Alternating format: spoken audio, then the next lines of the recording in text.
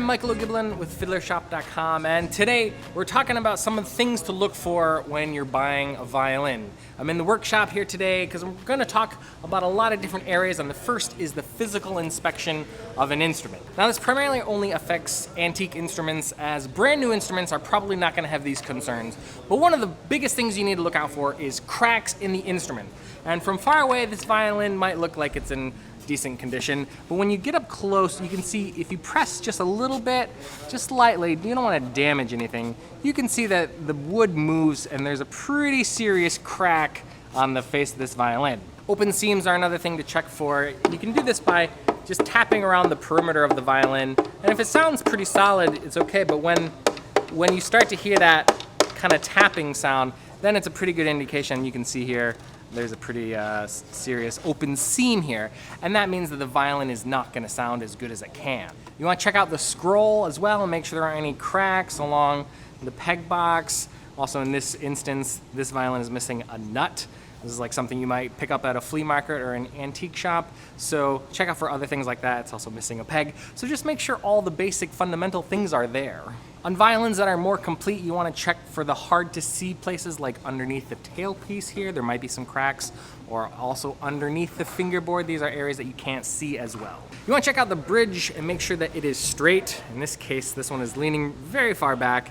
You also want to check to make sure that the feet are flush against the top of the instrument. It's not necessarily a deal breaker because bridges are relatively inexpensive to replace, but it could be an extra expense. One of the last things to check out is just the varnish and finish of the instrument. A lot of times violins, when they're not being used, get placed down on surfaces, and sometimes there'll be some scratches here, or just general varnish wear and deterioration from when your body hits the instrument. So sometimes up here where your hand is, sometimes back here where it touches your shoulder. So again, not necessarily a deal breaker, but something to keep in mind and look out for when you're buying an older instrument. So an older instrument might be more valuable than a newer instrument, but it's tricky because an older instrument might need more repairs, and those repairs could cost more than the value of the instrument is even worth. But more so than just the physical condition of the instrument, finding a good sounding instrument is possibly more important. Now let's talk about sound, and this is a little bit of a creative and mysterious thing to talk about, but I think that the sound is the most important aspect in choosing your violin, because when people close their eyes and listen to you play, they don't care about how much money your instrument cost, or how old it is, or how long you've been playing, or where you went to school, or if your violin is a Guarneri or a Strad copy. All they care about is what it sounds like. Putting into words how you feel about an instrument or how you perceive one instrument versus another can be difficult, and so I'm going to try my best to demystify some of this terminology and give you some categories of how we think about tone and sound. The good news is that there's no wrong answer. However you experience sound is your experience. It sounds a bit nutty, doesn't it? Yeah, nutty. Yeah, and this one has a very wooden sound to it. Yes, very nutty and woody sounding indeed, yes. The most basic is projection, and I'm speaking in terms of volume. Is it soft or is it loud? Sometimes we call this being subtle or being direct.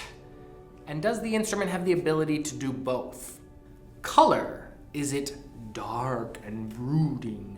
Or is it bright and sunny? Depth of sound, is it deep or is it thin?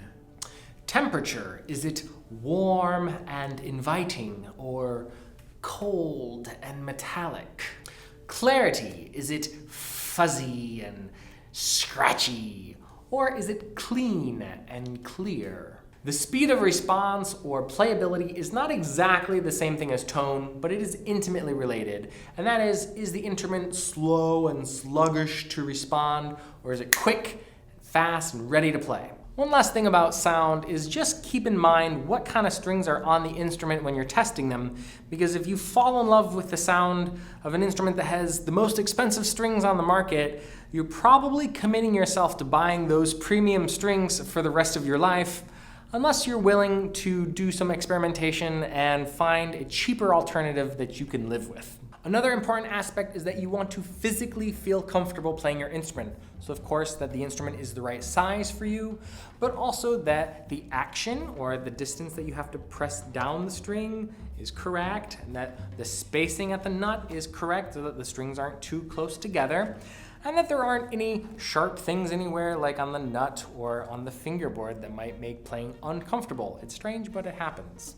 Without getting too far in the weeds, the physical dimensions of the violin does make a difference, as in if it's a Strad or a Guarneri model or a Maggini model, but in no way is it a generalization about what the instrument is going to sound like. The adage about Strad models sounding brighter and Guarneri models sounding darker simply does not hold up, as any instrument on any given day, depending on the humidity or the alignment of the planets, could sound bright or dark. It's more a description of the size of the instrument rather than a prescription about the sound of the instrument. If you can't play the instrument yourself, it's great to bring somebody along with you who can play the instrument because it'll sound different under your ear versus across the room. If you can't bring somebody with you, perhaps there's somebody at the shop, like me for instance, who could play the instrument for you. If you're upgrading, a clever idea is to bring your old violin with you so that you have some sort of frame of reference. It's kind of like if you were comparing paint samples and you're at the store, comparing that swatch with the paint that's back home on the wall at home.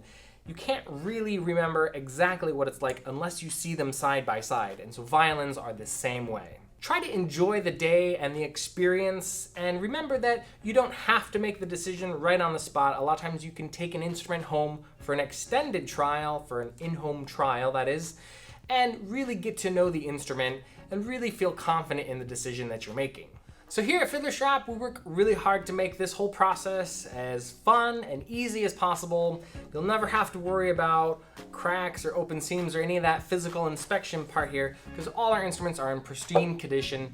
We work really hard in testing to make sure that they're all playable and that they sound great, and then you have lots of options to choose from. If you need more time, we would love to set you up with an in-home trial, and we look forward in general to helping you find the instrument of your dreams at fiddlershop.com.